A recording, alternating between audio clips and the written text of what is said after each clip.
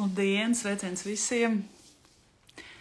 Šī būs saruna ar profila sociāltīkla.lv veidotāju, autori Diānu Straumu.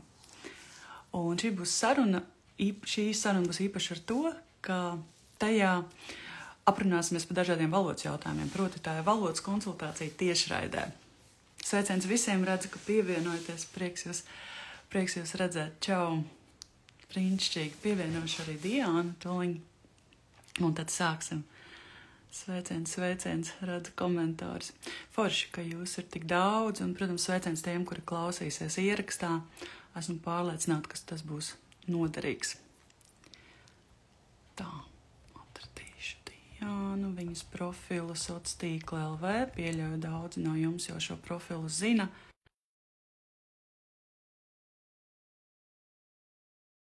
Veidotajam saturam.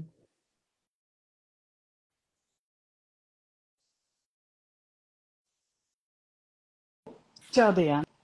No, čau! Čau, prieks tev redzēt! Vai ne? Man jau te sākums jau bremzēja, te es tā domāju, viss būs ok, cerams, ka es nebūšu sliktā kvalitātē, jo es vienkārši pārslēdzos uz mājas internetu, jo mobilais internets viņš man kaut kā negribēja pieslēgties. Priecājos tev redzēt šādā te video formātā, visu laiku mums sanāk tikai sarakstis. Jā, tā ir. Vai ne? Un tā kā jā, man šāda te konsultācija ir pirmo reizi, tāpēc man ir tāds, būs interesanti, bet, ir jāiet arī šādā veidā. Tieši tā, un es domāju, būs interesanti ne tikai tev, bet arī tiem, kas mūs skatās, kas skatīsies ierakstā. Un, ja radīsies kādi papildu jautājumi, ko neatbildēsim šajā stundā, tad noteikti varēs pēc tam rakstīt komentārus, jo tiešraidi saglabāsim gan jautājumus man, gan tev. Bet, Diāna, pirms mēs ķeramies pie valodas jautājumiem, izstāsti tiem, kas varbūt nezina, kas ir sociāltīkla.lv un kas esi tu, ko tu dari un ko interesanti var no tevis mācīties un kā var iedvesmoties. Paldies.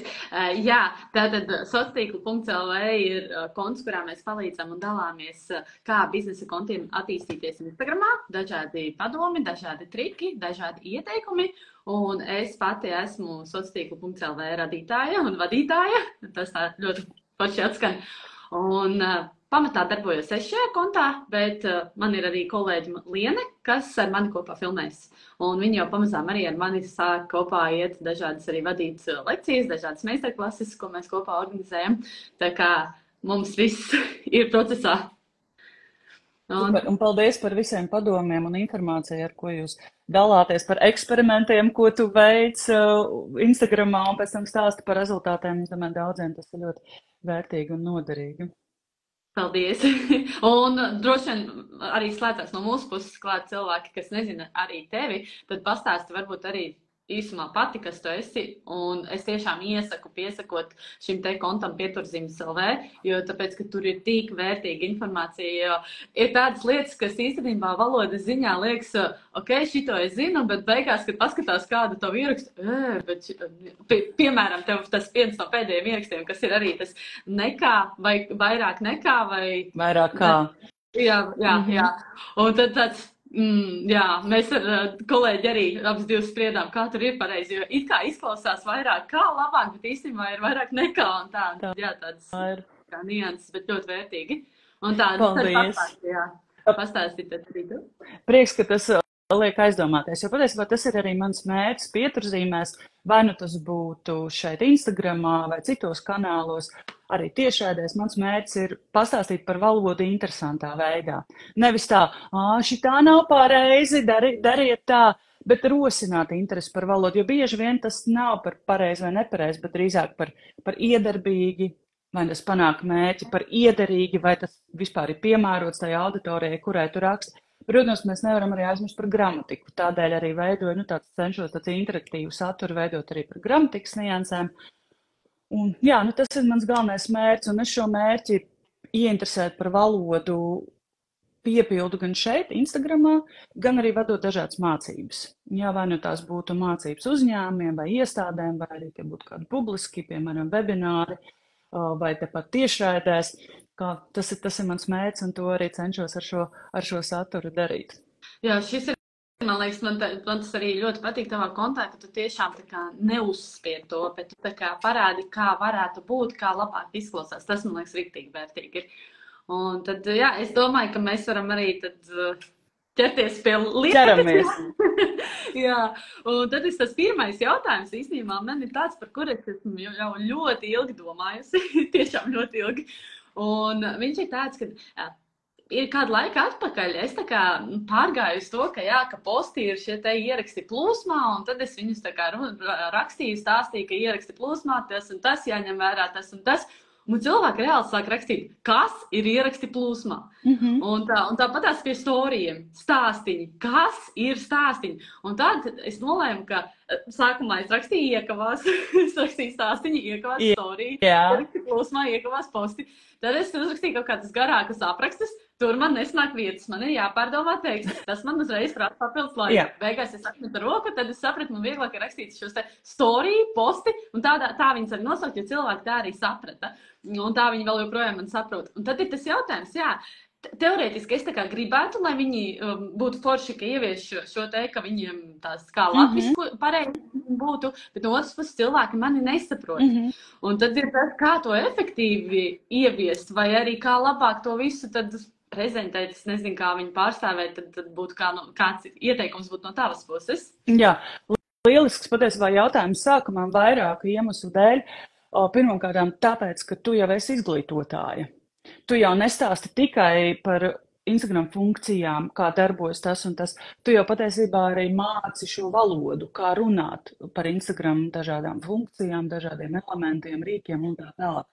Un tāpēc es domāju, man šķiet personīgi, ka tieši tev runāt par to latviešu valodā būtu ļoti izglītojuši, jo tad arī citi sāktu runāt šādi. Viņi teiktu nevis posts vai posts, ja, kā viņi teiktu ieraksts, viņi teiktu nevis story, bet stāstiņi. Protams, ka tas paņem laiku, un tev ir jāskaidro. Vienmēr jauni vārdi, tāpat kā jebkura cita jauna parādība, vai, nezinu, kāds likums, jebkas, kas mums parādās jauns, mums ir jāvelta laiks skaidrošanai un izglītošanai. Bet tas ir tā vērts, jo jebkurš svešvārds, ko mēs latviešu valodā izmantojam, vai kāds, jebkurš vārds, ko mēs tā automātiski pārņemam no angļos, un, piemēram, man prātā stāst par vārdu brands, vai vārdu computers. Arī pagāja laiks, kamēr cilvēki sāka lietot zīmolus, kamēr viņi pie tā pierada, kamēr viņi saprata, patiesībā, cik foršs vārds ir zīmols.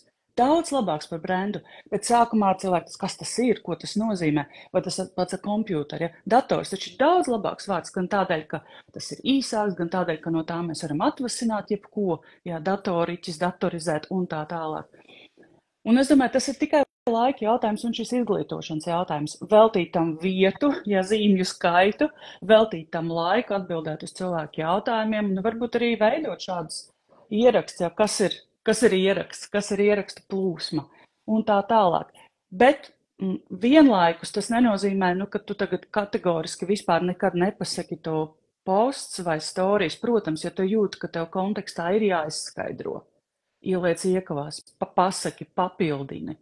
Ja, tas nenozīmē, ka tu tikai citus tos vārdus lietos un riskēs ar to, ka tev auditorija nesapratīs. Pirmām kārtām jau, protams, ir tas, lai mūs saprot. Bet tad es varbūt ātri izstāstīšu par to jaunumu, vai ne, ko es solīju stāstiņos, jo tas lieliski arī sadara tavu jautājumu. Lai padarītu dzīvi vieglāku tev, tavai kopienai, satura veidotājiem, mēs Pieturzīmēs esam kopā ar Lāsmu, manu kolēģi, izveidojuši jaunu vārnīcu, sociālo tīklu vārnīcu. Un tur mēs esam apkopojuši gan šos ierakstus, gan stāstiņus, gan citus vārdus. Tā ir angļu latviešu, un līdz ar to būs ērti meklēt tieši pēc angļu valodas un atrast, kā tad latviešu valodā būtu vēlams sacīt. Piespiest jau nevar nevienu, bet kā būtu vēlams. Un aicināsim arī papildināt, komentēt, un jau šonedēļ visi bez maksas tiks pie šīs vārnīcas. Tā kā es domāju, tas arī tev palīdzēs iespējams. Tas noteikti palīdzēs, jo tad uzreiz ir tā vieglāk, kad ir tā atsaukties un tā. Jo kas manā gadījumā arī sagādāja to problēmu, tad, kad es rādu, pieņemsim, telefonā pamācības, viņas ir angļu valodā, un tad tur arī ir tas storiju un tā. Un tad, kad es, pieņemsim, rādu storiju un saku stāstiņi, tad neietīst kopā. Ja es saku, protams, es teikšu tur storiju un stāstiņi, bet tas tā kā būs tas laiks, kas ir, principā, storiju ierobežojums. Nu, tu vienmēr izvērtē laiku, nu, varbūt tu vari veidot Jā. vairākus video, vai ne? Jo tas nebūs tā, ka tev tagad visu laiku būs jāstāst paralēli viens un otrs. Ar laiku jau cilvēki iemācīsies un pieradīs. Kā ir vispār tā tendence, cik ilgam laikam ir jāpieiet, ja es, piemēram, tagad sāktu to visu tā pamazām virzīt, kāda ir tā, lai ienāktu, piemēram, tas pats brands, kad bija un zīmols, cik ilgā laikā viņš ienāca? Tur jau nav tāds vienas noteikts receptes, cik ilgā laikā. Kāds vārds var arī neiedzīvoties. Arī tā var notikt. Līdz ar to tas ir ļoti atkarīgs no tevis, no taviem sekotājiem, no tavas kopienas. Redz, tev jau nāk arī jauni sekotāji klāt, kuriem arī būs šādi jautājumi. Bet tāpēc jau Instagramā ir forši, ka mēs varam izveidot šos atzīmētos ierakstus, kas ir novietoti augšpusē, vai ne tā dēvētie iepinotie, jeb augšpusē novietotie ieraksti, vai arī stāstiņu izcēlumi, jeb highlights, kur tu varbūt uzrakstīt, par vārdiem, par sociālo tīklu terminiem, un tur ik viens jaunais var ieskatīties. Tā kā tāds viena laika nogriežiņa nav. Jā, šis, man liekas, tas tavs ieguldītais darbs būs kaut kas ļoti, ļoti vērtīgs, jo tiešām ir kaut kādas lietas, kuras ir grūti pat pārtulkot latviešu valodā, kā viņas labāk skanētu. Tas pats Reels, kā viņš skan latviešu valodā pareizāk? Reels gadījumā izmanto visbiežāk saka Reels, līdzīgi kā tweets. Jā, jo Reels ir pietiekami īsu, lakonisks vārds, tas skan latviski, pietiekami latviski. Un vai arī var teikt īsais video. Līdzīgi kā, piemēram, YouTube ir šie shorts, arī īsie video. Princips jau tas pats, kas Reeliem. Ja mēs varam teikt īsais video vai Reels. Jā. Šis ir, es saku, man šis ļoti noderēs. Un es biju arī ielikusi tos jautājumus tādus, lai mums uzdot arī mūsu sekotāji. Un tad mums ir arī, tā kā stāsta veidā arī iesūtīt. Tā kā es te miksēšu savus jautājumus. Tad man kopā ir 8 jautājumi. Un tad ir tas jautājums viens ir arī, principā, mums ir arī tādi, kas sāk veidot šo saturu, un viņiem ir arī bailes, tāpēc, ka viņiem nav spēcīga šī latviešu valoda, un viņam liekas, ka viens no tiem iemesliem, šķēršļiem, kāpēc nevarētu to darīt, ir šī latviešu valoda. Varbūt ir kaut kas tāds, ko tu iesaki zināt un ņemt vērā katram satura veidotājam rakstot tekstus sociālajos tīklos.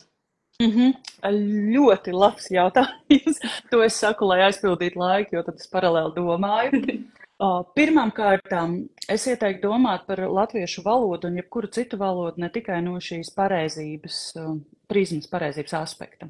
Jo mēs varam uzrakstīt vispareizāko ierakstu Instagramā, kur būs visi komatiņi vietā, kur nebūs neviens drukskļūds, bet šis ieraksts nebūs interesants, nebūs aizraujošs, neveidos cilvēkā vēlmi kaut ko darīt, vai cilvēks nevarēs attiecināt to tekstu uz sevi, ja tur nebūs nekāda emocija. Bet viss būs gramatiski pareizi, un mēs nesasniegsim mērķi. Un mēs varam uzrakstīt tādu ierakstu, kur varbūt trūks komatu, dažu, vai būs dažas drukskļūdas, bet šis ieraksts būs tik emocionāli tik spēcīgs, ka lasītājiem būs asaras acīs vai gribēsies uzreiz iet, darīt, komentēt vai kaut kādā veidā reaģēt uz to. Un tāpēc valodas ziņā mēs raugāmies uz valodu, gramatika un pareizība ir viens no šiem iedarbīguma aspektiem. Protams, ka jāraksta pareizi, bet vēl svarīgi arī rakstīt skaidri, lai lasītājiem būtu vispār saprotams, kas tur ir uzrakstīts. Es redzu tik daudz ierakstu Instagramā, kur es nesaprotu, kas tur ir domāts. Es saprotu, ka cilvēks izdomājas varbūt galvā jau visu, tur baigi labais stāsts, bet nevar saprast neko. Jāpārlas 3 reizes, un tāpat nav skaidrs.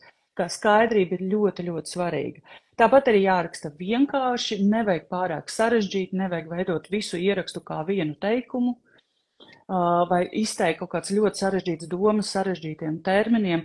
Es nesen, piemēram, redzēju iepazīšanās ierakstu, ko ierakstīja kāda psiholoģija, kura pārstāv kādu diezgan sarežģīta nosaukuma virzienu psiholoģijā. Viņas ierakstā visu laiku atkārtos, ka es tagad daru šo, un šis sarežģītais nosaukums, vēl viens sarežģīts nosaukums, vēl viens, un vēlāk es izstāstīšu, ko tie nozīmē. Mana interese pazuda jau 2. rindkopā pie tiem sarežģītajiem vārdiem. Es gribu dzirdēt viņas stāstu, kādēļ viņa kļuva par psiholoģiju, kas viņa rosināja izvēlēties tieši šo virzienu, izstāstīt man vienkāršiem vārdiem, ko šis virziens nozīmē, un galvenais, ar kādu ieguvumu šis virziens var būt man. Rakstīt caur šo ieguvumu, jeb iedarbīgumu prizmu. Tas ir 3. Tātad 4. pareizība, skaidrība, vienkāršība, šī iedarbība. ka es to varu kaut kādā veidā izmantot šo informāciju, ka man tā noder, ka uz mani tā savā ziņā iedarbojas un rezonē. Tad, protams, ir svarīgi rakstīt labskanīgi, izvēloties trāpīgus vārdus, neatkārtot visu laiku vienu un to pašu vārdu. Es arī redzu bieži vien Instagramā tā, stāsts, visu laiku stāstnieks, stāsts, viss cauri, vai jebkurš cits vārds, kas mums tā kā ir varbūt raksturīgs. Rakstīt, izmantot pēc iespējas latviskus vārdus, izmantot pēc iespējas vārdus, kas nav cilvēkiem jāskaidro, kas ir pēc iespējas saprotami, rakstīt īsākiem teikumiem, ja iespējams, varbūt padomāt, kā izkārtot šo savu tekstu, lai garāks teikums varbūt ir kādiem piemēriem, skaidrojumu, īsākā teikumā ir kaut kāda intriga, piemēram. Tā kā veidot šo tekstu šādi, nefokusēties tikai uz šo pareizību, jo valoda un teksts ir daudz vairāk par to. Tāpēc jau arī jūs, veidojot savus ierakstus un savus rīlus, kas jums ir brīnišķīgi, jūs jau ar Lieni arī ļoti fokusēties uz stāstu, kā izstāstīt kaut ko un tā tālāk. Jo tikai ar pareizību mēs bieži vien nekur tālu netiksim. Tas, man liekas, ir ļoti, ļoti vērtīgi. Es tiešām katru punktiņu pierakstīju, tiešām tāds paldies tev liels. Un tad ir mums arī tāds stāsts. Te arī principā būs tā kā līdzīgi, bet te varbūt ir kaut kādi ieteikumi vēl papildus. Viens no iemesliem, kurš attur uzsākt darboties Instagram, ir valodas lietošanas barjeras. Pamatā runāju krievu valodā, tāpēc izrunāt dažus vārdus latviešu valodā, pie tam pareizi rakstīt, ir diezgan grūti, bet auditorija man ir latviešu valodā runājošie. Jā, te darbojas tas pats iepriekš minētais, plus, protams, viss ir atkarīgs no autorijas. Ja auditorija tiešām ir latviski runājoša, tad nepārtraukt papildināt savas latviešu valodas zināšanas. Tas būtu kā viens no, manuprāt, galvenajiem mājas darbiem. Vērot citu cilvēku saturu, kas ir labs un iedarbīgs, mācīties, kas ir tie knifi, ko otrs cilvēks dara, kā raksta, lasīt, klausīties, piemēram, tos pašus raidierakstus, podkāstus, nepārtraukt papildināt latviešu valodas zināšanas. Tas patiesībā noder mums visiem, ne tikai tiem, kam dzimtā valoda nav latviešu valoda, jo tādā veidā mēs varam arī daudz bagātīgāk izteikties un arī daudz pareizāk izteikties. Šī lasīšanās, klausīšanās un citu satura izvērtēšana, mācīšanās no labām lietām un arī no netik labām lietām, tas jau arī palīdz. Iespējams, risinājums arī varētu būt šajā konkrētajā gadījumā rakstīt īsāk, jo tad, kad mums ir īsāks saturs, teksts, iespējams, ir daudz mazāk kļūdu. Atrast to savu veidu, kā rakstīt kodolīgāk. Pareizi, bet kodolīgāk. Tādā veidā to darīt. Un nepārtraukt pilnveidoties. Tas ir, manuprāt, vienīgais risinājums. Man liekas, ka jebkurā jomā ir nepieciešams nepārtraukt pilnveidoties. Jā. Un tad man ir tāds uzreiz īstenībā pie šī pašas atbildes. Varbūt tev jau ir kādi ieteikumi, kādus raidierakstus būtu vērts paklausīties, kuriem ir tiešām tā valoda, kad ir vērts šeit paklausīties. Jā, tur, protams, ir jāskatās pēc interesēm. Raidierakstiem Latvijā šobrīd var atrast ļoti, ļoti interesēm atbilstoši. Ko es iesaku? Es noteikti iesaku klausīties Raidnīcu. Tas ir raidieraksts par raidierakstiem, kur tā veidotāja Dace Krejere runā ar dažādu raidierakstu autoriem.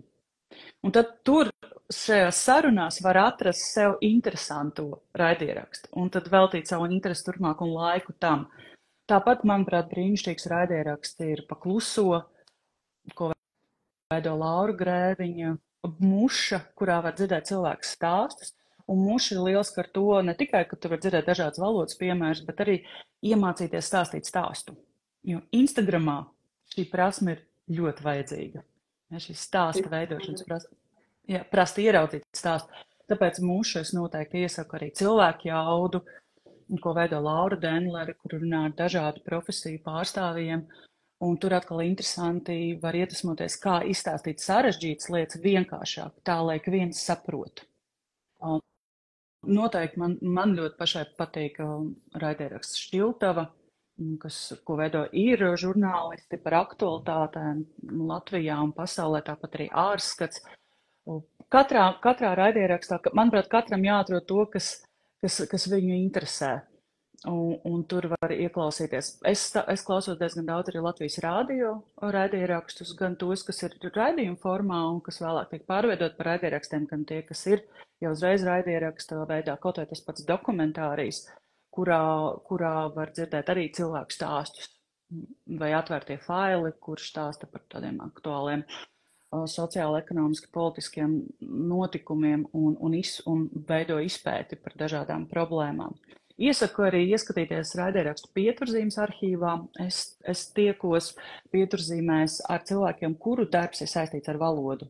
Žurnālisti, mūziķi, valodnieki, sociālo tīklu satura veidotāji, un tur mēs tieši runājam par valodas jautājumiem un pietuvinām dažādas valodas aspektus, tā kā, manuprāt, arī tas arhīvs ir ļoti, ļoti vērtīgs un var iedvesmoties. Super, paldies! Tu ir tiešām vesels saraksts, kuram ir vērts iziet cauri un atrast tiešām tādu piemērotāju, ko paldies, ka padalījies. Tātad, tas būs nākošais jautājums. Tā, nereti gadās, ka es savu jomu pārzinu tik smalki, kad nepiedomāju pie tā, ka saturā lietoju vārdus, kurus ne visi saprot. Varbūt ir kādi ieteikumi, kā sevi noturēt, rakstīt vienkāršā valodā. Jā. Te mēs varam runāt par šādu kā apzinātību valodā. Mēs daudz runājam par apzinātu ēšanu, vai ne, par tādu dzīves apzinātību būt šeit un tagad. Un arī valodā mēs par to varam runāt. Tad nepārtraukti domāt par to, ko es pasaku, kā to sapratīs. Un te ir svarīgs šis mērķa auditorijas aspekts, mērķa auditorijas šis filtrs. Un uzdot sev šos jautājumus nepārtraukti. Man ir gatavs teksts, piemēram, melnraksts. Vai auditorija sapratīs? Vai auditorija nepārpratīs? Vai tieši šo konkrēto vārdu auditorija sapratīs? Vai es esmu tekstu uzrakstījis tādā secībā, lai auditorijai būtu vienkārši uztvert? Un tā tālāk. Visu laiku sev uzdot jautājumus tieši par lasītāju. Jo rakstot sociālos tīklos jau un patiesībā nav nekā svarīgāk par lasītāju. Mēs jau nerakstām sev, lai gan, protams, savā ziņā mēs arī rakstām sev vienmēr, mums arī dažiem tas terapeitiski palīdz vai ne izrakstīties, bet mēs rakstām un uzrunājam auditoriju. Un tādēļ, līdzīgi šis mans piemērs par psiholoģiju, kur uzrakstīja ļoti sarežģīti. Kāda jēga no tā, kāda iedarbība, visticamāk maza. Ja, un nepārtraukt šo jautājumu uzdot. Jo, lūk, šī sakotāja, kur tev uzdeva jautājumu, viņa jau to apzinās, ka iespējams dažreiz rakstu pārāk sarežģīti. Tas jau ir pirmais solis. Un tad izķert, kur šī sarežģītība parasti slēpjas terminos, īpaši šajos nozares terminos, saīsinājumos, kurus liekas visi zina. Tāpat arī dažādā nozares žargonā, kādos tādos vārdos vai frāzēs, ko lieto šīs nozares pārstāvi. Tāpat arī šāda sarežģītība slēpjas garākos teikumos, kur mēs rakstām 5 palīgu teikumus. Slēpjas tajā, ka mēs nepaskaidrojam, ja, ka mēs vienkārši bliežam, uzrakstām gatavs, nepaskaidrojot varbūt kaut kāds nians. Un vēl sarežģītībā bieži slēpjas secībā. Un, proti, mēs dažkārt sākam ar sarežģīto vai nezināmo, un jau pirmajā rinkopā cilvēks nesaprot, par ko ir runa. Bet es kā lasītājs vēlos, lai mani paņem aiz rokas un ved tam tekstam cauri. Lai sāk ar to, ko es zinu, vai kas ir vienkāršs, un tad pamazām mani virza uz to sarežģīto, uz to, ko man grib izstāstīt, ja, kas man noteikti kā jāsaprot vai kas man jāizdara. Tā ir arī stāstniecības viena no pamatlietām, no vienkāršā uz sarežģīto. Un ja mēs to darīsim, tad arī būs teksta vienkāršāk uztverami. Kur vēl slēpjas sarežģītība, un tā attiec ne tikai uz kaut kādiem nozaru tekstiem, bet uz jebkuru autoru, ka mēs nesaformatējam tekstu. Es bieži vien Instagramā redzu, ka visi ieraksts ir tādā vienā blāķī. Ir tikai viena gara rindkopa. Arī tas veido šo sarežģītību. Man ir grūti uztvert. Sadalīt rindkopās un ielikt šo tukšo rindu pa vidu. Pielikt kādu emociju zīmi. Pat ja nepatīk emociju zīmes, kaut kā tādu neitrālāku. Uzskaitīt, ja tev, piemēram, tur ir piemēri, salikt tos nevis rindā, bet stabiņā. Ja, un tā tālāk. Arī formatējumā mums bieži vien slēpjas šī sarežģītība, ko varam mazināt.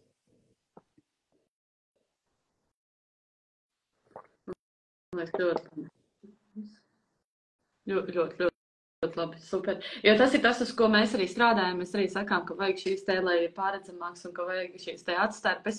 Un es zinu, ka daži pat nevar ielikt, kad raksta pašā Instagramā, ka tās atstarpes vienkārši nevar ielikt. Tas, ko es daru, es rakstu šos te tekstus, sagatavoju attiecīgi citur. Manā gadījumā es sagatavoju viņus sev Facebook Messengerī. Jā, nu bija arī vesels lietots. Es atceros kādreiz, kad Instagramā to nevarēja izdarīt, tad bija tur tāds Telegram bots, kurā to varēja izdarīt tās salikt šīs rindas. Bet tagad Instagramā, man liekas, varbūt kādam nav šīs funkcijas, bet tā var. Jā, tā ir diezgan, kā sākumā tas bija, tā diezgan liela problēma bija.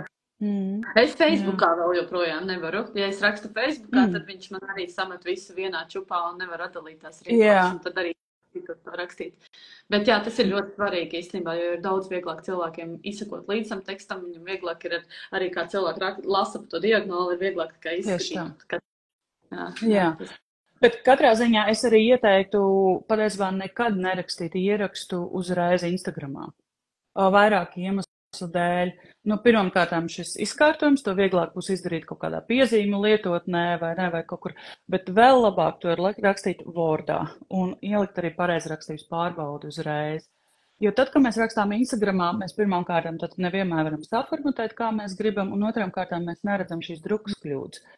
Jo garāks teksts, jo vairāk drukas kļūda būs, un to mūsu rakstos ir tiešām daudz. Un tas ir normāli, jo mēs vārdus paši nelasām, nu tā kā pa burtiem, ja mēs tos uztveram vienā veselumā. Lasītājs savukārt atkal to pamana, tās drukas kļūdas. Es rakstu Wordā, tas gan mani nepasargā no tā, ka ik pa laikam kā drukas kļūda parādās, tad rakstu Wordā, pārbaudu ar šo spellchecker, jeb pareizrakstības pārbaudītāju, un tad tikai publicēju, jo ļoti viegli pieļaut drukas kļūdas. Un otrām kārtām arī citas lietas, to pašu formatējumu vieglāk arī izdarīt. Un arī skatu no malas. Instagramā bieži nav tāda skatu no malas, ka tu vari citā formātā paskatīties, pēc tam publicēt, un tad vēlreiz pārlasīt jau Instagramā, tas tev iedod tādu labu skatu no malas, kā tu būtu lasītājs jau. Jā, jo tāpēc, ka tad, kad tā esi Instagramā, visbiežāk to dara no telefona, un tad arī ir tādi viņi ir mazāki, un telefonā ir arī šis te foršais korektors, kurš mēdz pārveidot vārdus un jokas uztaisīt un tāds, bet tiešām šis ir ļoti labs, manuprāt, padoms, bet tas prasa būt pie datora attiecīgi.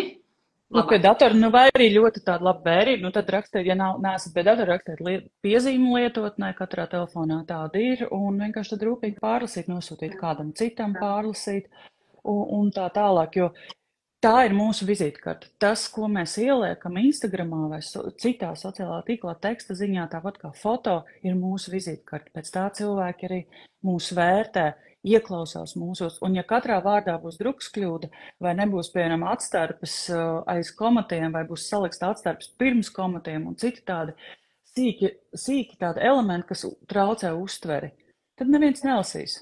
Un mums jau ir svarīgi, lai ne tikai izlasa, bet arī ar kaut ko reaģē. Vai nu komentē, vai nu, nezinu, kaut ko nopērk, vai kaut kur pierģistrēs, kaut ko izdara, aizdomājas. Nu, kāda jēga rakstīt, ja mēs nepalīdzam lasītājiem? Jā, tieši tā. Jo tas ir liekas darbs, principā, izdarīts, ja nepalīdz. Un tad ir tā, tu jau īstenībā uz principā ar dažiem piemēriem padalījies. Mums ir arī komentārs par Wordu paldies, jo drukas kļūdas ir bieži un tad gadās labot ierakstu. Jā, tā ir. Un tad varbūt var tādu nelielu tādu uzskaitījumu uztaisīt tādu, lai būtu tāds vēl uzskaitītāks un saprotamāks. Kādas ir visbiežāk pieļautās kļūdas, kuras pieļauj satura veidotāji? Ko tu esi novērojusi konkrēti? Nu, ko tā kā ieteicams būtu tiešām padomāt? Tu jau dažas uzskaitīji savā sakarā. Mēs varbūt tā uztaisīsim tādu foršu vēl tādu čeklistīti. Jā, nu tātad šie sarežģītie garie teikumi, sarežģītu vārdu neskaidrošana, drukas kļūdas, komatu kļūdas, gramatikas kļūdas, nu, piemēram, mēs aizmirstam par šo garo A, kad tas ir jālieto vai nav jālieto, nu, piemēram, tas mainās, nevis mainas, jā, man izdodas, nevis izdodās. Tad atkārtot, nu, tāds pamatlietas gramatikā, bet to arī palīdzēs, piemēram, pareizrakstības pārbaudītājs izlabot. Tāpat arī atcerēties, ja mēs runājam par komatu kļūdām, atcerēties par palīgteikumiem, kas jādala ar komatu, vai, piemēram, mēs zinām, kā jums palīdzēt, nu tur būs komats pirms kā, jā, vai divdarb teiciens atdalīt ar komatu, neaizmirst par to. Tālāk arī šie saīsinājumi, ko cilvēki bieži vien nesaprot, ko tie nozīmē, tad vairīties. Es iesaku vispār vairīties no saīsinājumiem. Ja vien, nu tas nav, nezinu, kaut kāds kilograms, jā, vai kilometrs un tā tālāk. Un kas vēl pie tādām tipiskām kļūdām ir viena vārda atkārtošana vai vienas saknes atkārtošana, piemēram, iesniegumu iesniedza, jā, satura veidotājs izveidoja saturu, nu tā, lai mēs neatkārtojam visu laiku vienu un to pašu vārdu, jo arī tas apgrūtina uztveri, domāt par to, nesākt visas rinkopas ar vienu un to pašu vārdu, piemēram, es, ja, vai kādu citu vārdu, lai neatkārtos, lai arī interesantāk. Kas vēl no tādām valodas kļūdām, kas man nāk prātā, es jau tiešām vairākas minēju, un pēc tam es atcerēšos vēl dažādas. Varbūt arī komentāros mūsu klausītāji un skatītāji var tagad sarakstīt, kas jums nāk prātā. Jā, kas traucē, lasot. Jā, kas traucē. Lielo burtu lietojums, jā, tad nav nepieciešams rakstīt ar lielo burtu un ne savu uzņēmumu nosaukumu, lieliem burtiem, visu drukātiem. Ne savu uzņēmumu nosaukumu, ne produktu nosaukumu, ne kaut ko, ja mums gribas izcelt. Mēs varam izcelt arī bez šādiem izcēlumiem, vienkārši uzrakstot skaidri un saprotami. Un dažkārt mēs tā vietā, lai mazinātu liekvārdību, un te es atcerējos vēl vienu svarīgu nepilnību, tā vietā, lai mazinātu liekvārdību, mēs cenšamies kaut ko ar lieliem burtiem izcelt. Nē, sākumā padomājam par šiem liekajiem vārdiem. Un liekvārdība laikam ir visbiežāk sastopamā nepilnība tekstos, ne tikai Instagram tekstos, bet jebkurā citā. Jo mūsu runā ir daudz liekvārdīgu. Šeit arī šodien ar tevi runājot, noteikti es pasaku tik daudz lieku vārdu, bez kuriem rakstos varētu iztikt. Bet runā tas ir saprotami. Man jādomā, jāklausās, jāskatās, lai viss tehniski notiktu, vai ne, un jālasa komentāri. Savukārt rakstos, protams, mums ir laiks pārlasīt un izdzēst lieko. Un tā vidēji parasti uzskata, ka mūsu veikumā, rakstiskajā veikumā, kas ir pirmais variants, parasti ir 30% liekvārdības. Nu, piemēram, nezinu, bez šaubām, nenoliedzami, laipni informējam, ka ja, bez tā visa mēs varam iztikt. Vai novembra mēnesis, nu vienkārši novembris, ja, vai kaut kas ir zaļā krāsā, kaut kas ir vienkārši zaļš, bez krāsas un tā tālāk. Tāpēc arī šī pārlasīšana ir tik svarīga. Izķert visu lieko, jo liekais novērš uzmanību, aizņem vietu un tā liekās informācijas dēļ mēs varam nepamanīt to, kas tiešām ir svarīgi. Un liekais mūsu tekstos, ko es esmu pamanījis, bieži vien slēpjas ievadā.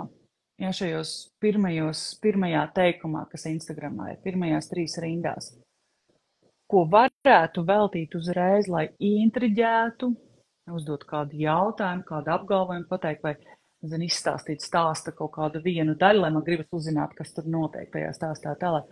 Tā vietā mēs tur rakstām. Šodien ir piekdiena. Ja? Un piekdienās es parasti to un to. Ja? Tie ir reāli piemēri. Un es nelasīšu. Ja, tieši tā. Vai es nelasīšu tālāk. Es nespiedīšu tālāk lasīt vairāk. Ja? Bet šis ir īstenībā tāds diezgan, es sevi arī redzu ļoti daudzās, kuras pieļauju kļūdas, kas ir par ko ir ļoti vērts aizdomāties. Jā, jo ievads ties pirmās rindas ir tas, kur mēs to uzmanību noķeram, aizķeram, kur mēs radām šo vēlmi lasīt tālāk. Jā, kas tur būs? Tādēļ labi uzrakstīt pirmo šo melnrakstu un pēc tam pārlasīt to, izdzēst lieko, samainīt vietām. Un bieži vien es esmu redzējis ierakstu, kur tiešām šo ievadu šīs pirmās 3 rindas var dzēst ārā. Ķeramies pie lietas, ieinteresējam cilvēku. Atstājam šo mūsu domāšanas procesu, es domāju, kā, manuprāt, tas un tas, atstājam to sev. Ja? Šodien es gribēju izstāstīt par kādu jaunumu mūsu veikalā. Nu, tas ir patiesībā viss teikums ir liekas. Vai ne? Mēs varam rakstīt, piemēram, nezinu, vai zināja, ka mums ir tas un tas. Jā, vai kaut kā citādi to apspēlēt un likt to fokusu arī uz lasītāju. Nevis, ka es gribu kaut ko izstāstīt, bet kāds labums būs lasītājiem, ka viņš to izlasīs. Kāda no tā jaunā produkta un tā tālāk. Un šajā gadījumā, pieņemsim, tas pirmais jautājums, parasti, es zinu, ka mums skolā, es nezinu, viņi mums mācīja censties izvairīties no tā jautājuma iesākumu vai, jā vai nē, kad atbild, lai ir paplašinātais, bet šajā gadījumā viņš tā kā būtu ok, ja es viņu liktu, pieņemsim, ievadā. Protams. Es domāju, ka tas, ko tu runā, ir jautājumi sarunai. Piemēram, parasti vairās no šiem slēgtajiem jautājumiem, kur ir atbildi jā, nē, vairās sarunā. Piemēram, ja es vēlos uzsākt sarunu ar kādu cilvēku, vai es vēlos tikties, tā pārdošanas tikšanās, un es vēlos izstāstīt par savu produktu, protams, ka es neuzdošu klientam jautājumu, vai jūs izmantojat to un to. Nē, man nav interesanti. Protams, ka es uzdošu citu jautājumu. Un tāpēc arī, piemēram, es iesaku komentāru, piemēram, es iesaku šajos jautājumu lodziņos, ko mēs liekam stāstiņos, neuzdot slēgtos jautājumus, kur cilvēks var atbildēt jā vai nē. Jā, drīzāk rakstīt, ko tu domā par to un to, vai kāda ir tava pieredze un tā tālāk. Bet šajos atvēršanas tekstos, kas ir šie ievadi, kas ir retorisks jautājumi, kas neprasa atbildi. Protams, ka tu rakstīt, vai tu zināji, ka. Jā, protams. Ja tu vienmēr jāizvērtē to kontekstu, kurā tu uzdod jautājumu. Un tad tu izvēlies, vai tas būs atvērtais jautājums, kas prasa izvērstāku atbildi, vai tas būs slēgtais jautājums. Šajā gadījumā tas, protams, ir iespējams. Jo šajos stāstiņos man tagad jāpārēt, sorry, gribās uzreiz teikt. Jā. Stāstiņos tas, ko es parasti daru, jo tāpēc, ka ir grūti īpaši sākumā pieredzināt auditoriju, lai viņi atbild paplašināti. Tas, ko es daru pēdējā laikā, vispār pēdējos mēnešus, es parasti uzdodu šo slēgta tipa jautājumu, kur viņam ir atbilžu varianti, un tad es pielieku vēl klāt atvērtu tipu jautājumu, vēlos papildināt sadaļu. Un tad īstenībā tur diezgan daudz raksta tie, kas arī grib kaut kā papildināt šo savu viedokli. Jā. Tā ir, jo ir labi piedāvāt šo izvēli. Dažkārt cilvēkiem nav laika atbildēt izvērsti, bet piemēram nospiest jā vai nē. Tas ir sekundes simtais jautājums. Un cilvēkiem patīk spiest un izvēlēties. Ja tā kā nevajag pār vārītēm katru reizi uzdot šo atvērto jautājumu. Tas pats arī ierakstos. Bieži vien cilvēks saka, man neviens nekomentē šos ierakstus. Bet varbūt ne katru ierakstu vajag komentēt. Varbūt tu vari šo ierakstu, rosināt ko citu, noklausīties kaut ko, atvērt kaut ko, reģistrēties kaut kur, vai vienkārši nav nekas nepieciešams. Būs arī tādi ieraksti, jo šis aicinājums rīkoties, kas starp citu mums arī bieži vien trūkst, aicinājumi rīkoties mūsu ierakstos, ka mēs neko neuzrakstām beigās. Bet tas arī nenozīmē, ka mums tagad pār vārītēm visur vajag to aicinājumu rīkoties. Komentē un to tur. Varbūt tur cilvēki negrib komentēt to. Ja, dot iespēju cilvēkiem arī to nedarīt, un tad pašam arī nebūs šīs sliktās sajūtas, neviens nekomentē manus ierakstus. Tā kā tas arī svarīgi. Aicinājumi rīkoties ir jābūt. Es esmu par to, ka mēs to liekam pēc iespējas vienmēr, bet izvērtējam, ko mēs aicinām darīt. Jā, es pilnīgi piekrītu, ka nav tāds, ka mums vajadzētu visus, pieņemsim, aicinājumus uz darbību tagad sarakstīt, lai tu seko, lai tu man dalies ar šito ierakstu, lai tu komentē. Tiešām tā kā vienu viņu ielikt un tādu, ko mēs tiešām gribam. Ja mēs vēlamies ar šo ierakstu pasniegt plašāku auditoriju, tad mēs viņiem lūdzam dalīties savos storijos, bet lūdzam arī pamatojot. Nevis tā vienkārši dalīties, ja tev rezonēja, jo visbiežāk nedalīsies, bet ir jābūt tam kaut kādam viņam tam efektam, ka viņš vai nu palīdz kādam, vai viņš izdara kādu labu darbu, vai viņu kaut kāds ieguvums ir no tā. Pieņemsim, ja es pasaku, ja tu dalīsies ar šo savos stāstiņos, tad attiecīgi saņems vēl vienu papildus metodi dāvanā, tad viņš kaut ko arī iegūst. Ir jābūt kādam šim kāpēc pamatojumam. Kāpēc man ir? Tieši tā, un arī skatīties, nekad neuztvert savu ierakstu kā atsevišķu veselumu, kā atsevišķu vienu, vienmēr raudzīties uz visu savu režģi, šo gridu, vai ne, visiem saviem ierakstiem, un skatīties, lai tas sadara iepriekš, lai nav tā, ka katrā ierakstā mēs kaut ko pārdodam, vai katrā ierakstā mēs par kaut ko sūdzamies, vai katrā ierakstā liekam dalīties. Tas arī ļoti svarīgi. Ja, tādā veidā, lai mēs daudzveidīgi veidojam to sarakstu. Un par to sūdzēšanos, tas nav tikai tāds joks. Es ļoti, labi, es neteikšu ļoti bieži, bet es esmu reizēm manījusi, ka satura veidotājs sūdzas, ka neviens nelaiko vai neliek sirsnīgs viņa ierakstiem, nedalās. Un es te pūlos, un es tu daru, un jūs taču zināt, ka tas nav vienkārši, ka tas ir mans laiks. Nu, es domāju, jā, tas ir, protams, forši saņemt šo atdevi no sava lasītāja. Neapšaubāmi. Bet pārmest to lasītājam, no tā jau nekļūs labāk. Ja, no tā jau lasītājs tagad nesāks, man tagad jāatceras uzlikt sirsniņu, jo tam cilvēkam nepatīk, viņš ļoti pārdzīvo. Nu tā nebūs. Mēs liksim sirsniņu tam, kas mūsos norezonē, kas mums tiešām patīk, kas šķiet aizraujoši. Mēs dalīsimies ar to un komentēsim to, kur mēs jūtam, ka mēs gribam izteikties. Jā. Neatkarīgi no tā, vai mums to pārmetīs vai nepārmetīs.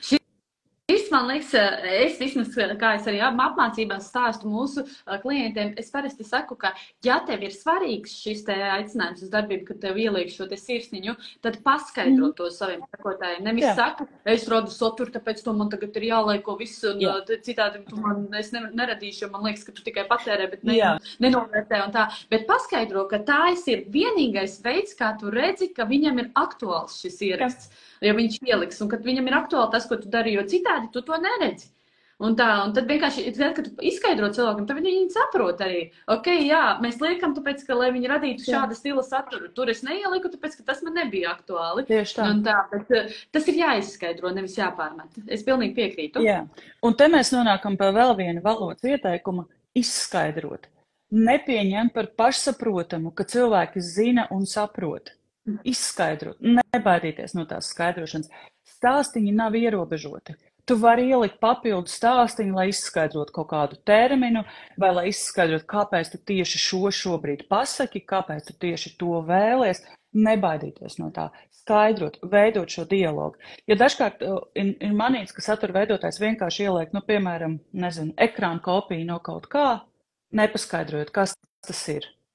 Vai ieliek, piemēram, ierakstu no kaut kāda pasākuma, piemēram, video, kur nav nekāda komentāra.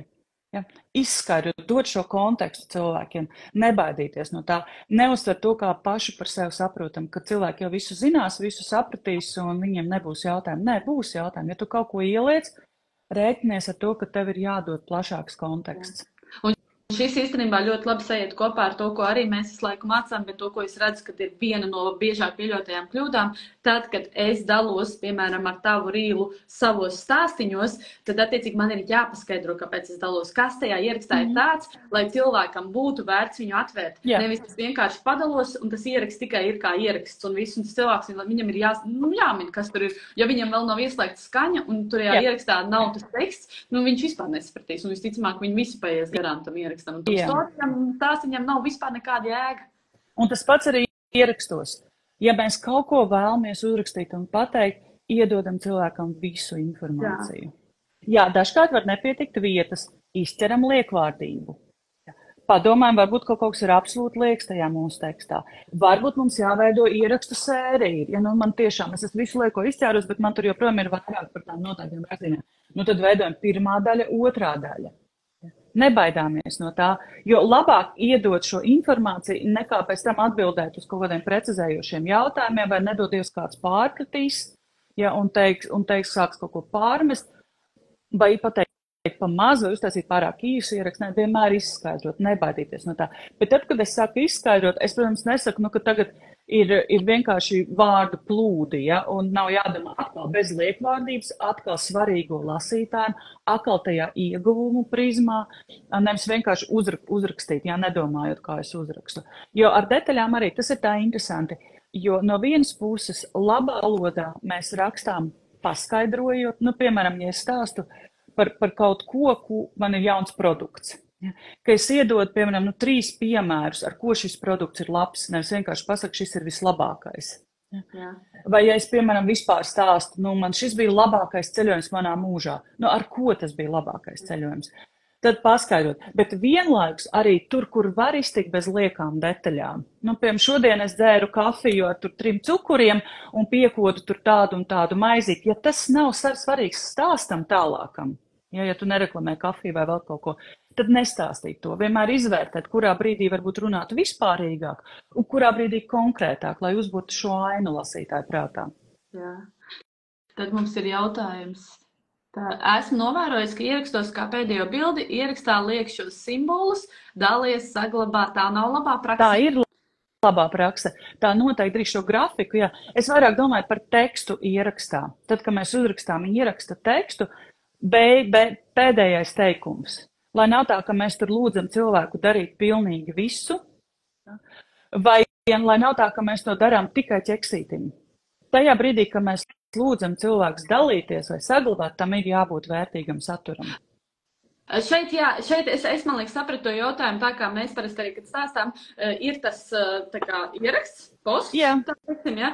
Viņš ir kā karuseļu tipa ieraksts, un pašās beigās ir tas uzliktais tas simboliņas dalies, saglabā. Es saku, no mūsu puses mēs sakām, ka tā nav labā prakse. Nē, tā ir labā prakse. Ierakstā, tajā grafikā drīkst to darīt. Es runāju par tekstu. Es runāju par ieraksta tekstu, par šo kapšanu. Par šo ieraksta tekstu, jā. Bet mēs mūsu gadījumā, mēs viņu nerekomendējam, mēs rekomendējam arī pašā ierakstā likt šo aicinājumu uz darbību vienu konkrētu. Arī grafikā, jā. Jā, jo tāpēc nereti ir tā, ka es pat teiktu lielākais procentuāls, ja mūsu pašā ierakstā nav norādīts, lai raksta šo te aprakstu, viņi nelasa. Un tad, attiecīgi, ja man ir aprakstā ielikts tikai viens aicinājums uz darbību, bet nav tajā ierakstā, tad visbiežāk viņš nedarīs neko, ja man būs jādara 4 darbības pēc kārtas. Līdz ar to tas ir lieti. Un tāpēc mēs sakām, ka tas nav, to agrāk darīt, tas bija agrāk kā populāri, bet tagad vairs ne, labāk tagad ir viens konkrēts. Tu zini, ko tu gribi ar to ierakstu sasniegt, vai tu gribi, lai ir šie te komentāri, vai tu gribi, lai šo te ierakstu sasniedz vairāk plašāk auditoriju, tad tu lūdzu dalīties. Un tas ir, tu izvērtē, ko tu gribi, kāds tas mērķis tam ierakstam. Jā, tad nekur tā nav labā praksa šobrīd. Nedz ieraksta tekstā, nedz grafikā. Super, paldies. Jā, Reku Laila komentēja, ka daudz domā par liekvārdību, bieži aizņemas vairāk laika, tāpēc bieži izlaiž storijas. Jā, tieši tā storijos mēs arī ļoti grēkojam ar šo liekvārdību.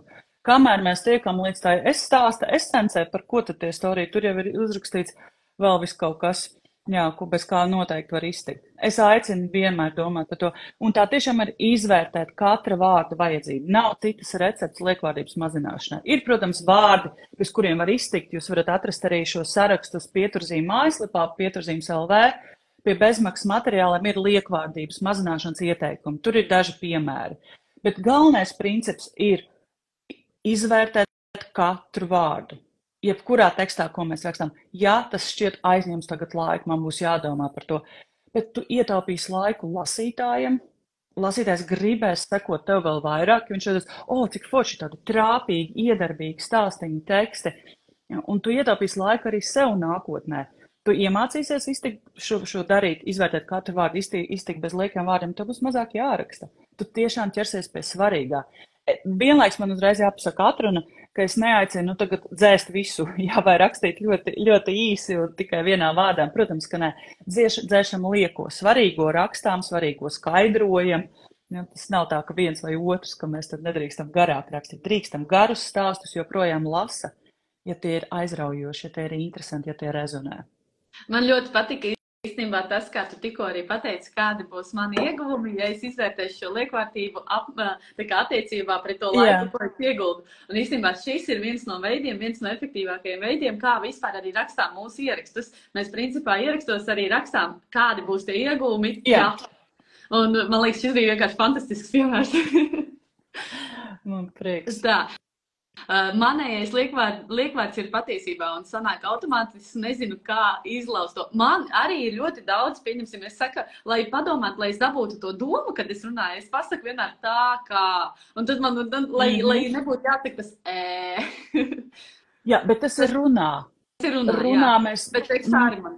Jā, tad tekstā tev ir vieglāk to izcert. Un tas ir brīnišķīgi, Laila, tu zini, Diana, tu zini, Reku uzrakstēt šo vārdu sev priekšā un vienmēr atcerieties, vienmēr domājiet par to. Jā. Runā, protams, ka tā būs, runā mums jāstrādā vēl apzinātāk. Jā. Ja, un ja mums jāuzstājas publiski, tad, protams, ir vērts to izkopt.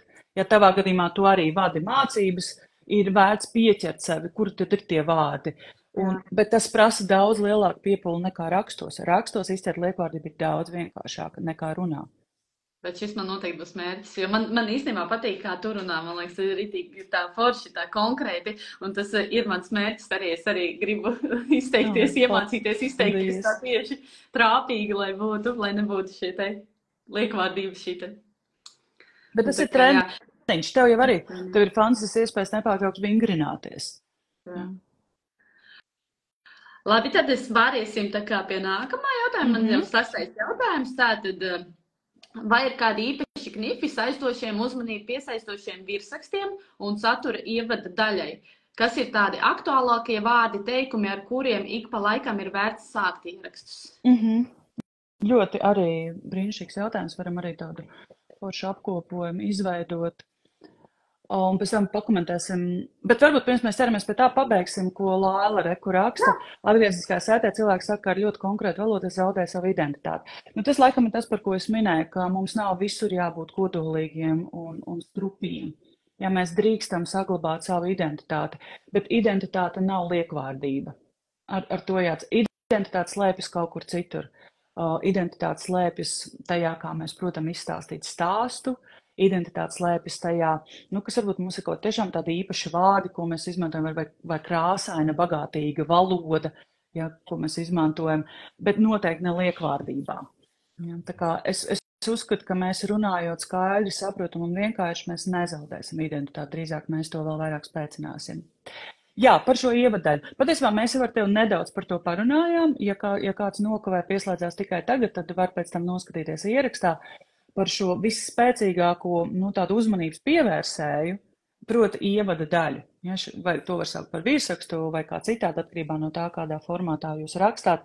Pirmām kārtām es iesaku nerakstīt, necensties uzreiz izdomāt ievada daļu.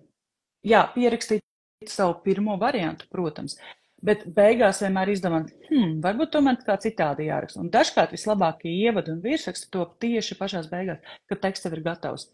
Kad varbūt mēs ar to jau esam pastaigājuši kādu gabaliņu vai padzēruši kafiju un padomājuši par to. Un iespējams tekstā, ko mēs uzrakstām, mēs atrodam trāpīgāko virsrakstu. Un tad mēs vienkārši to izceļam uz augšu. Jā, vai padomājam kā. Tā kā nevienmēr cerēt un paļauties to, ka pirmo reizi rakstot, man taps ievadaļa brīnišķīgi un es pie tās palikšu. Dažkārt tā rodas jau uzrakstot gatavo tekstu. Otrs ieteikums ir ieinteresēt. Tur strādā jautājumi, tātad vai šis vai zināja kā, vai, piemēram, vispār uzdot jautājumus. Piemēram, es tiešraižu video un veidoju virsrakstus jautājumu formā. Šajai tiešraidē visticamāk būs, kā mazināt liekvārdību, kā veidot iedarbīgus virsrakstus, ko mēs vēl runājām, kāds ir tipiskās satura veidotāja valodas kļūdas. Par to visu uzzina šeit un šeit. Visticamāk tā es to darīšu, tā es parasti veidoju tiešraižu video ar jautājumiem. Iedarbīgs virsraksts ir arī solījums, ka mēs iedodam kādu ieguvumu. Piemēram, 7 padomi, kā kopt lidakasti. Es te fantazēju šobrīd. Bet uz mums ļoti labi darbojas skaitļi un šis vārds kā. Tas ir viens no ziņkārības triggeriem, jeb ziņkārības rosinātājiem, kas uz mums iedarbojas.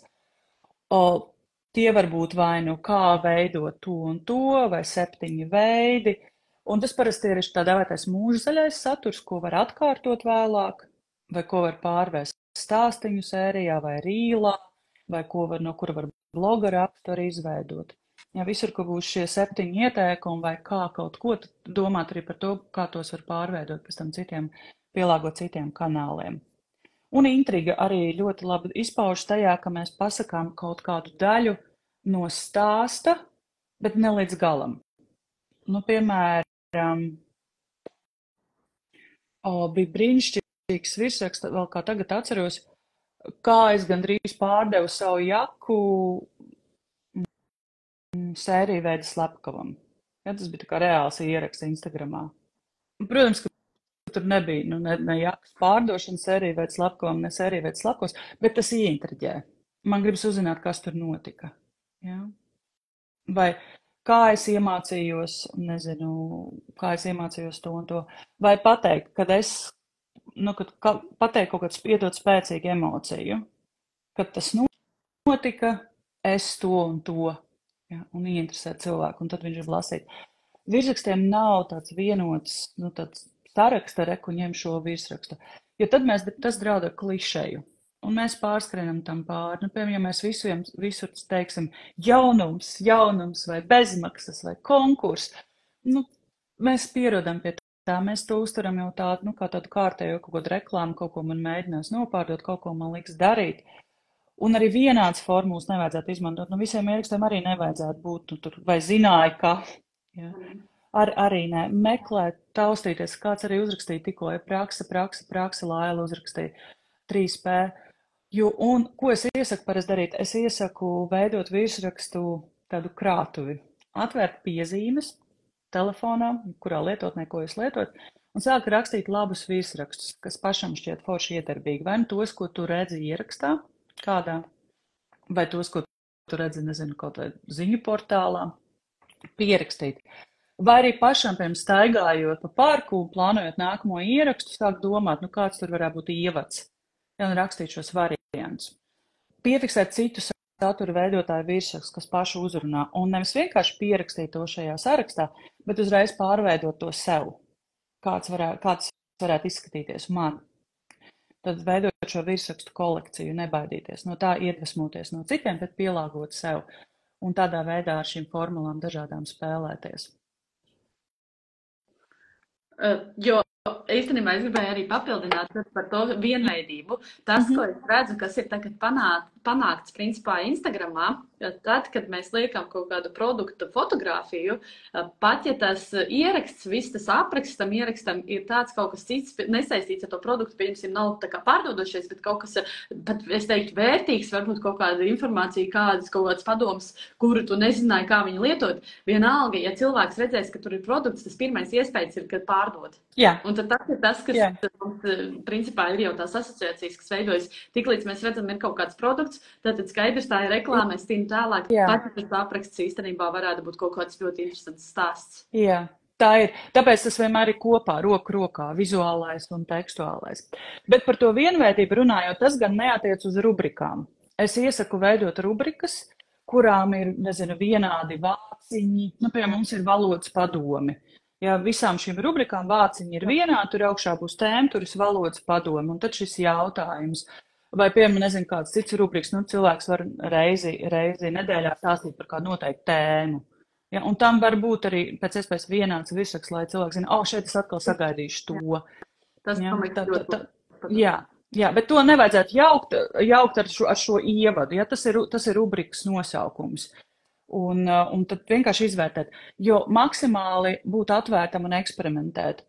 Negaidīt, ka būs tagad viena recepte visam.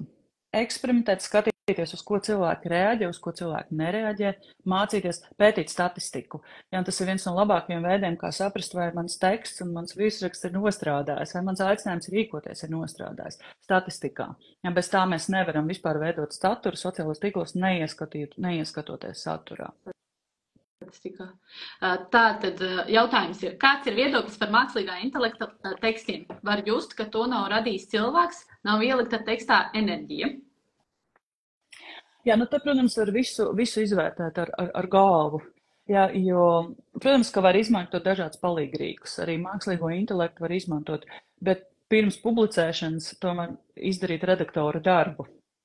Nepublicēt 1:1, jo tiešām dažkārt šie teksti var būt sausi, dažkārt šie teksti var būt kļūdaini, dažkārt šie teksti var izklausīties pēc burtiska tulkojuma no angļu valodas, kas tie patiesībā arī ir, jo latviešu valodā vēl nav šo lielo valodas modeļu.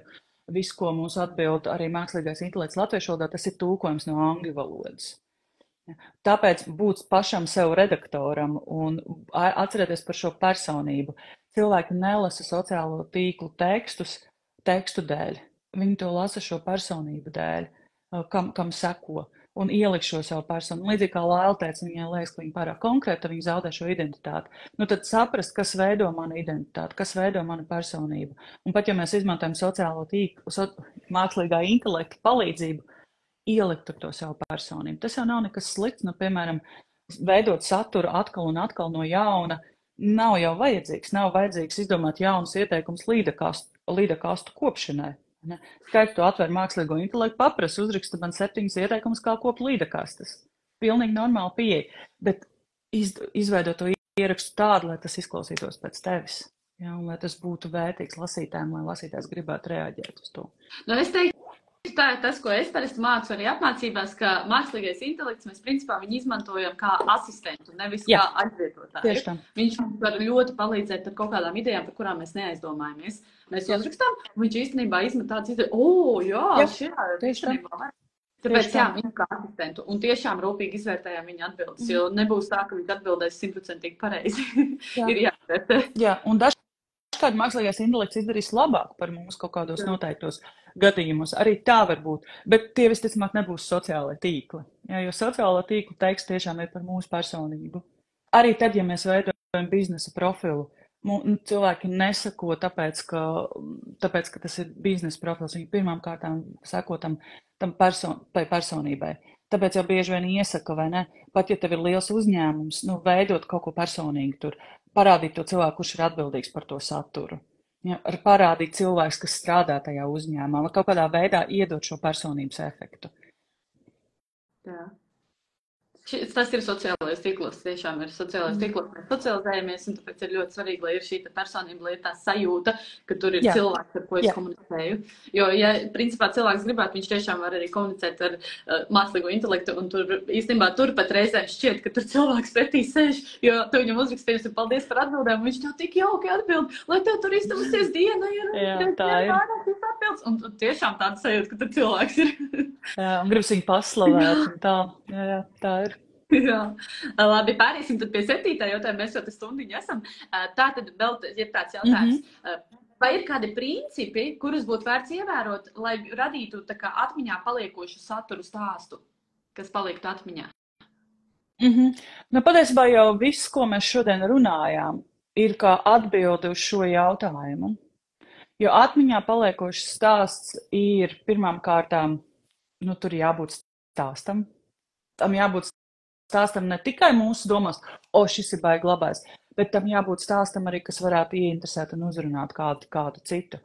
Un mēs varam jebkuru notikumu, patiesībā, kas ar mums noticis, pārvērst par stāstu. Un es stāstīšu uz piemēru pamata.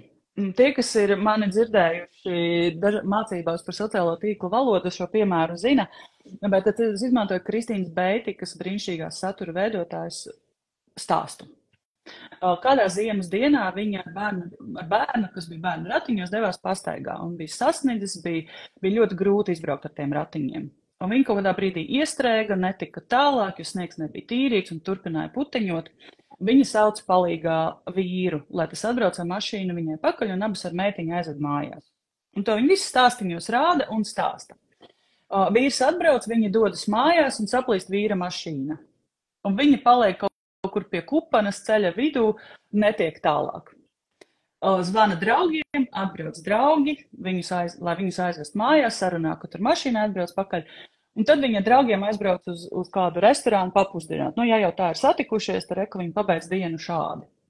Parasts notikums. Absolūti parasts notikums, kāds teikt, kas tur īpašs, ja? Tā var gadīties katram. Bet tas, kā Kristīna to izstāsta, kādā secībā viņa to izstāsta, ka reku viņi iezīmē, ko mēs darām, reku varonis, es eju tur un tur. Reku ar man noteikti problēma, sarežģījums. Varonim jātiek ar kaut ko galā. Varonim steidzas palīgā sabiedrotie.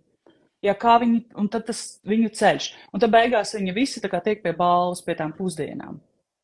Un tas ir svarīgi, lai mēs iezīmētu savā stāstā šo varoni, kurš ko dara, un iedot pilno stāsta versiju. Nevis vienkārši pateiktu vienā stāstiņā, šodien es iestrēju kupenā, atbrauc vīrs, mēs pēc tam paēdām pusdienas. Viss tur nebūs stāsts, tas būs, jā, bet tas, ka viņa to izvelk un parāda šīs detaļas, pie reizes parādot varbūt kaut kādas savas atziņas pa vidam, ko viņa darīs citreiz, vai kā šie rati viņai noderēja vai nenoderēja, un tā tālāk, ko viņa saprata par draugiem, tas ir tajā stāstā. Ja? Un mēs varam jebkuru notikumu pārvērst par stāstu, ja mēs, protams, parādīt to secīgi, un secība var būt dažāda. Tu vari stāstīt kronoloģiski, tu vari stāstīt varbūt caur kaut kādu citu prizmu, tu vari stāstīt, caur mazās meitiņas prizmu. Ja, kā tas notika, ko viņi redzēja, ko viņi piedzīvoja. Jā, tu vari izvēlēties, tu vari stāstīt pēc nedēļas un stāstīt kaut kādā veidā, ko tu esi sapratis par to situāciju. Bet galvenais tai secībai ir jābūt. Iedot pietiekami daudz informācijas, uzbūrt ainu. Stāstniecība ir par ainas uzbūršanu.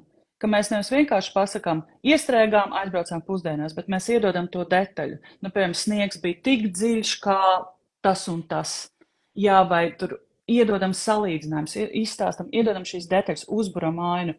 Jo man kā lasītājiem, tāpat kā kuram citam lasītājiem, gribas, lai man uzbur ainu.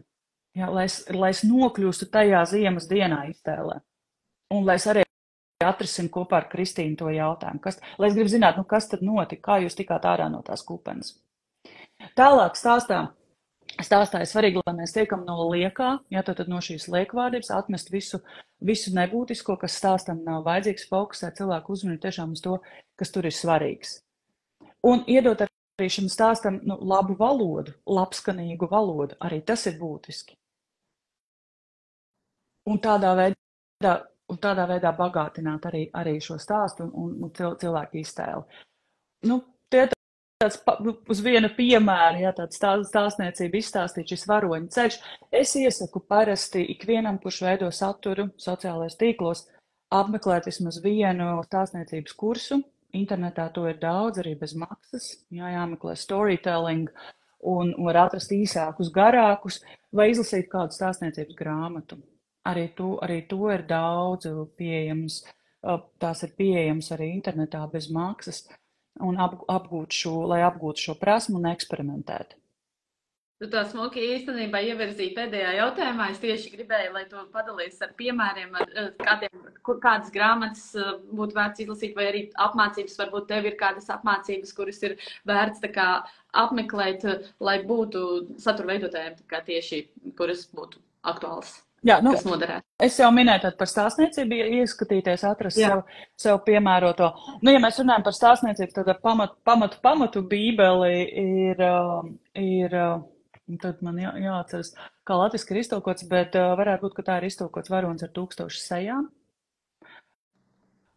Joseph Campbell. Tad jāmeklē Josephs Campbells ir un viņa stāstniecības grāmata, viņš tāds stāstniecības pamatlicējs. Viss cits, kas pēc tam ir izdots par stāstniecību, lielā mērā ir balstīts uz viņa teikto, bet par stāstniecību ir ļoti daudz grāmatu. Latviešu valodā iespējams mazāk tur jāpapēta, bet angļu valodā var atrast. Un tiešām ir svarīgi tie pamatprincipi. Un man ir kurs, ko es piedāvāju par stāstniecību, bet tas nav publisks pagaidām. Varbūt būs webinārs par to, līdzīgi kā bija webinārs par vienkāršo valodu. Tāpat arī, ja ir interesi pie manis mācīties, tad aicinu sekot līdzi ir darbnīcām, jo atkal tā būs iespēja, viena no rētām iespējām piedalīties, nopirkt biļeti pa vienam, nevis rezervēt mani uzņēmumam. Būs ir darbnīca par dažādiem tematiem arī šajā rudenī un nākamajā pavasarī. Drīz būs 19. oktobrī būs LIA seminārs par iedarbīgu tekstu un iedarbīgu komunikāciju, kur es kopā ar Vitu Stiģis Škuškovniku runāšu arī par iedarbīgiem tekstiem sociālajos tīklos. Tur varēs bez maksas pieteikties. Būs informācija arī manos stāstīņos, bet var skatīties LIA mājaslapā. Un, principā, mans galvenais ieteikums ir meklēt labus valodas piemērus un sekot labiem piemēriem. Sekot tādiem satura veidotājiem, kuru stāsti jūs aizrauj, kuru stāsti jūs interesē, kurus jūs gribat komentēt un mācīties no tiem. Nav jābaidās iedvesmoties, nav jākopē vārds vārdā, protams, nav runa par to, bet iedvesmoties drīkst un radīt savu. Jo mēs jau nekad neizveidosim vārds vārdā vai kustībā to pašu. Bet mēs varam eksperimentēt.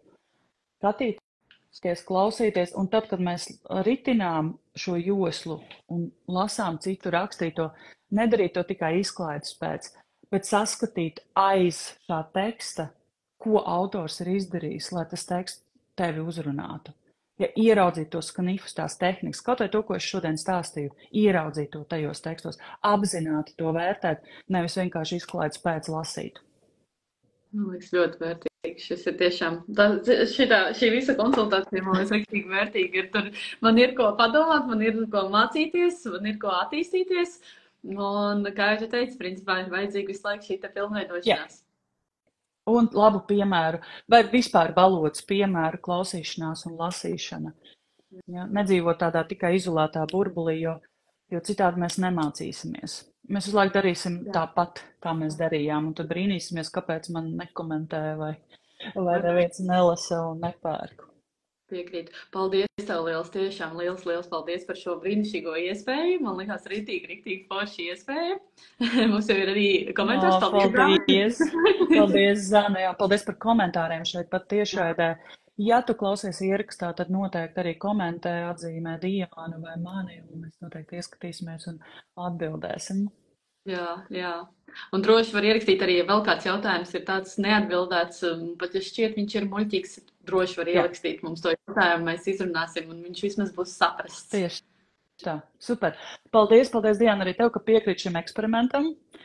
Un es domāju, varbūt mums kādreiz atkal jāatkārto, jāveido to kā tradīcija, vai ne, jāsakrāj jautājumi, un tad varam izrunāt. Jā, jo man liekas, tas ir tiešām ļoti vērtīgi un noderīgi, un tiešām liekas, varbūt nav to jautājumu, bet tad, kad sāk darīt, tad ir jautājumi. Viņi ir īstenībā diezgan daudz, un par valodu tiešām kā pareizāk, ko labāk, ko darīt, ko nedarīt. Man ir problēmas ar liekvērtību, es atzīstu, tur ir jāpiestrādā. Jā. Nu, brīnišķīgi, lai laba diena! Un tad tiekamies Instagramā vai klātienē. Vai ne? Labi. Atā.